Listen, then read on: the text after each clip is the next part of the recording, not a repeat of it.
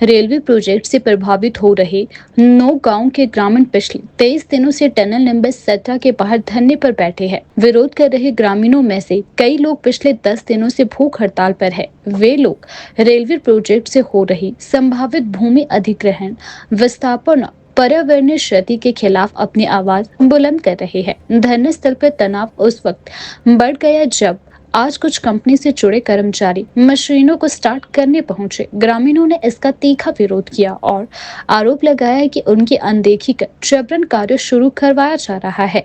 धरने में शामिल एक बुजुर्ग किसान ने कहा कि हम 23 दिनों से यहाँ बैठे हैं, लेकिन कोई ठोस आश्वासन नहीं मिला है। उन्होंने साथ ही कहा कि अगर कोई अनहोनी होती है तो इसका जिम्मेदार कौन होगा? क्या प्रशासन हमारी सुरक्षा की गारंटी देगा? साथ ही उन्होंने कहा कि हम सिर्फ अपने हक की लड़ाई लड़ रहे हैं, बिना उचित मुआवजा और पुनर्वास योजना के कोई काम नहीं होने देंगे। प्रशासन हमें लगातार नजरअंदाज कर रहा है। वहीं रेलवे और कंपनी के प्रतिनिधि इस परियोजना को जल्द शुरू करने के प्रयास में हैं, जिससे क्षेत्रीय विकास की बात की जा रही है, लेकिन बिना आम सहमति और संवाद के यह प्रक्रिया लोगों में आक्रोश बढ़ा रही है।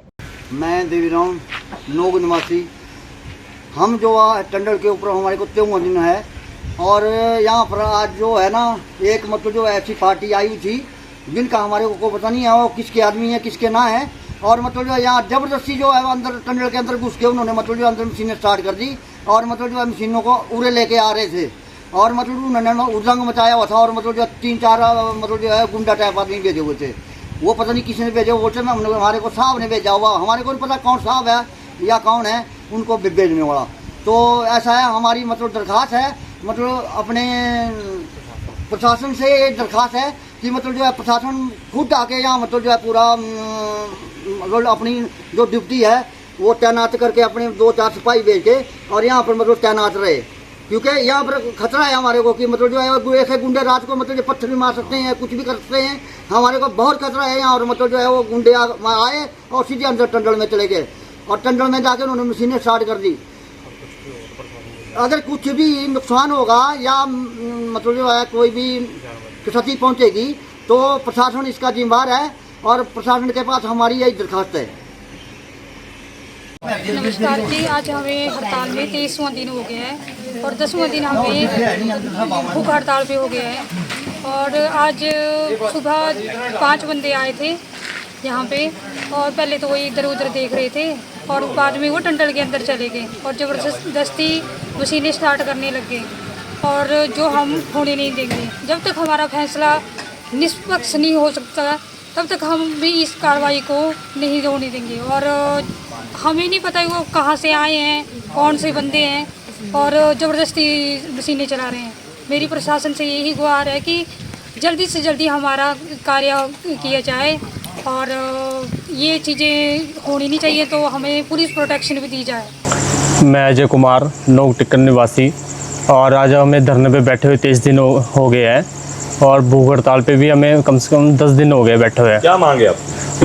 मांग हमारी यही है कि हमें मतलब भूमि ग्रहण की जाए। हमारी जो हमारे मकान फटे हैं, मतलब ज़मीन फट गई है तो मकान भी फटे हैं, तो हम ऐसा बोलते हैं कि हमें उसका मुआवजा दिया जाए। वो सुरक्षित नहीं है, वो रेड जोन में आते हैं, वो बिल्कुल मतलब टूट गया है, मतलब दीवार को दीवार से छोड़ के चली गई है।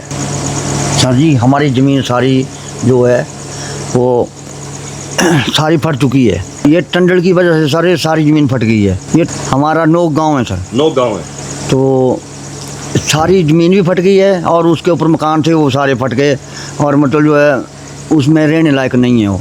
ये परिवार तो बहुत है सर, मतलब जो है इसमें 4 परिवार तो ऐसे जिनके मकान बिल्कुल ख़त्म है, कम 20-25 मकान है। प्रशासन आता है जाता है, बस कितनी बार पता नहीं सर्वे कर दी है हमने, फलाना कर दिया वो कर दिया, बाकी जो है हो कुछ नहीं रहा है। कोई रिपोर्टें नहीं, मतलब जो है इनकी रिपोर्टें जो आ रही है वो बोल रहे हैं ऐसे, मतलब जो है अपनी ऐसे फटे हुए पे, ये तो पहले से फटे हुए पे ऐसा बोल रहे हैं। लेकिन बाकी जो है वो पहले मकानों में कोई दरारें नहीं थी।